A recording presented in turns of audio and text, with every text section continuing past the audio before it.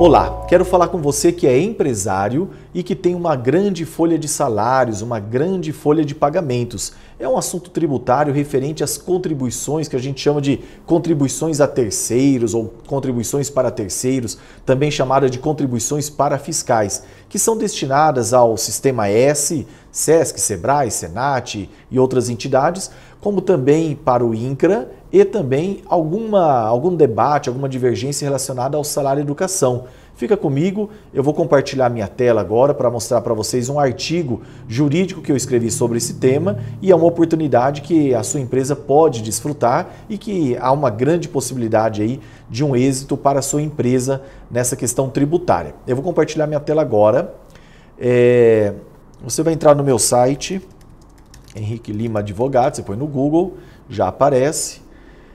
Dentro do meu site tem um artigo chamado Empresário. Fique atento às contribuições a terceiros, né? Eu chamei assim este artigo. O que eu abordo aqui nesse artigo? Estou com ele na tela.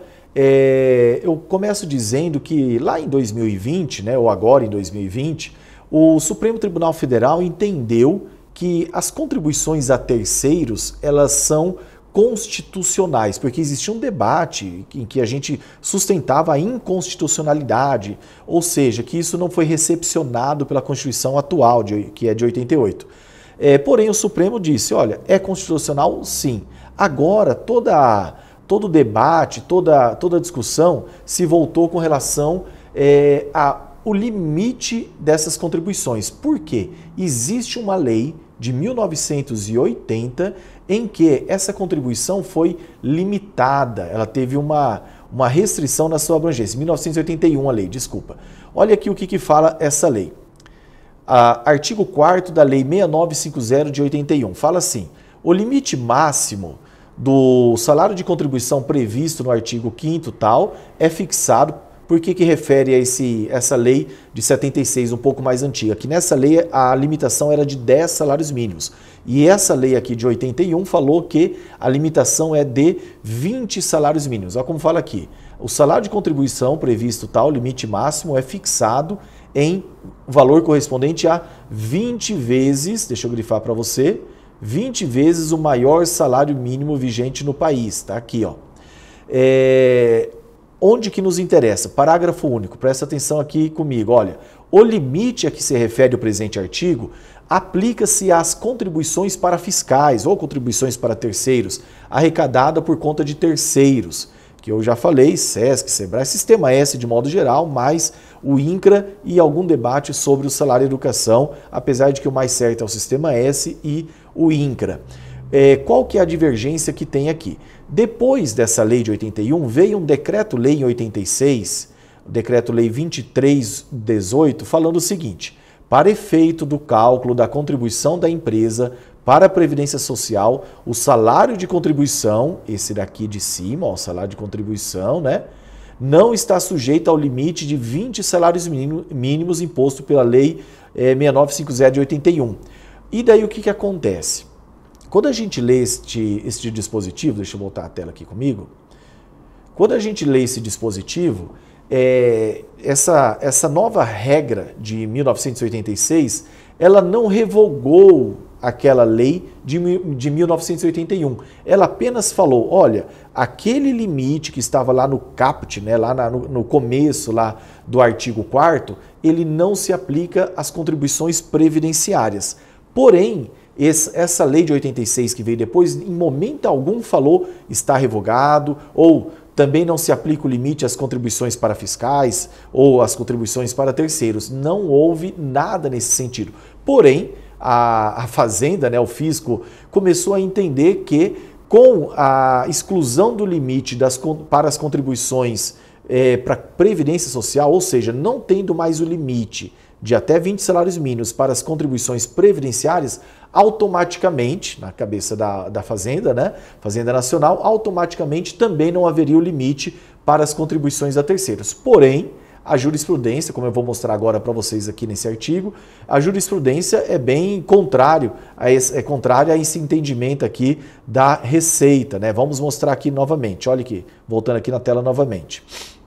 Olha o que eu coloquei aqui para vocês? Uma decisão bastante importante do Superior Tribunal de Justiça, porque isso aqui não é matéria constitucional, é matéria infraconstitucional, ou seja, é o Superior Tribunal de Justiça que vai dar a última palavra.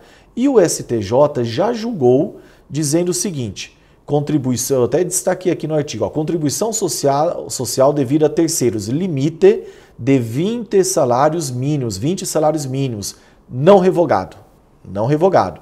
Essa decisão, ela é de 2008, porém, em 2020, houve uma nova decisão confirmando esse entendimento. E essa decisão é da primeira turma do STJ. Porém, o que acontece? Como muitas empresas entraram com essa ação, há muita discussão sobre isso, o STJ resolveu suspender, vamos dizer assim, esses processos referente a essa matéria e julgar no mecanismo que a gente chama de repetitivos, ou seja, vai dar uma decisão valendo para todos, dizendo que se está em vigor ou não essa limitação de até 20 salários mínimos das contribuições a terceiros ou contribuições para fiscais. Então eu até coloquei aqui para vocês, vou voltar na tela, eu coloquei aqui que esse é o tema 1079 do STJ. O que ele diz? Questão submetida a julgamento. Definir se o limite de 20 salários mínimos é aplicável à apuração da base de cálculo de contribuições para fiscais arrecadadas por conta de terceiros, nos termos tal, com alterações promovidas em seu texto pelos artigos tal e tal. Ou seja, eles vão definir isso de uma maneira assim, valendo para todos. E o que eu até coloquei no artigo? Quem são os possíveis beneficiários? Qualquer empresa, a princípio, que tem uma folha de salário superior a 20 salários mínimos. Agora, daí tem que fazer o cálculo de ver, para analisar se compensa entrar com essa ação. Eu costumo dizer que empresas que têm uma folha superior a 200, 300 mil reais já começa a ficar bastante vantajosa essa ação, tá bom? Eu ainda explico aqui no artigo, é seguro entrar com essa ação? Eu mostro aqui algumas hipóteses. Por exemplo, existe a possibilidade de a pessoa, deixa eu voltar aqui a tela comigo para falar com vocês, que existe a possibilidade de entrar com a ação e pedir para parar de fazer o pagamento. É uma opção. E o que a gente recomenda nesse caso para o empresário?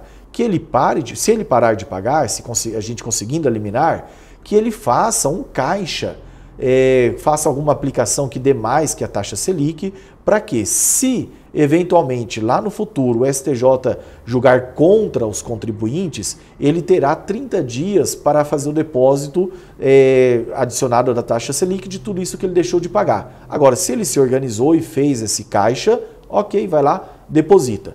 Agora, outra opção também é de fazer o depósito em juízo. Ou, uma terceira opção, é entrar com a ação e continuar contribuindo normalmente, continua pagando ali, não suspende o pagamento, não pede para a contabilidade fazer essa separação. Daí tem gente que fala, mas se eu vou continuar pagando, por que eu vou entrar com essa ação? Tem um assunto bem interessante que é o seguinte: igual aconteceu, vou chamar a atenção porque você, talvez, empresários, acompanhou o caso da exclusão do ICMS da base de cálculo do PIS e da COFINS. Lá, quando o Supremo fez o julgamento, ele viu o impacto que aquela decisão teria nas contas públicas e fez o quê? Falou, olha, por conta desse impacto, tá uma questão política, né? Eles resolveram que só valeria dali para frente, do julgamento pelo Supremo, da conclusão do julgamento para frente, a não ser para as empresas que já haviam entrado com ação, empresas que já tinham entrado com ação antes. Então essas conseguiram recuperar 5 anos antes de quando entrou com a ação, tudo aquilo que continuou pagando ou que fez o depósito ali durante o processo e depois que julgou, né, claro, daí passa a mudar a contabilidade da empresa para fazer a exclusão daquele caso. Mas as empresas que deixaram para entrar com a ação após o STF, no caso lá do ICMS, ou vamos dizer aqui nesse caso, após o STJ, o problema é que lá no Supremo, lá no caso do ICMS, da base de cálculo da PIS e da COFINS, quem entrou depois não conseguiu recuperar o retroativo.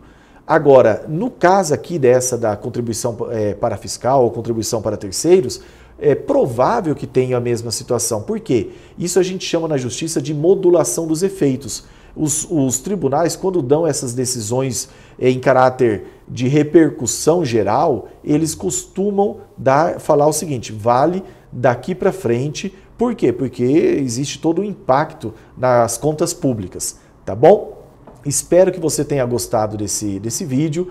Se tiver alguma dúvida sobre isso, não se aplica, já vou me adiantar, para as empresas que estão enquadradas ali fazendo pelo Simples Nacional a sua contabilidade. Por quê? Porque quando ela faz o recolhimento ali do Simples Nacional, naquela taxa única, dependendo da faixa de receita da empresa, naquela faixa única já está incluído tudo isso de uma maneira diferente. Então não se aplica às empresas do Simples Nacional. Porém, todas as demais, as do lucro presumido, que eu diria assim que é a grande maioria, grande parte das empresas que tem uma folha de pagamento mais pesada, né, está no lucro presumido ou até mesmo no lucro real. Para essas empresas é uma grande oportunidade, tá bom? Não importa se é uma empresa que vende mercadorias, que produz ou que presta serviço, se ela recolhe ISS ou ICMS, ou não importa, ela tem direito, vale a pena lutar por esse assunto que eu expliquei aqui para vocês, tá bom?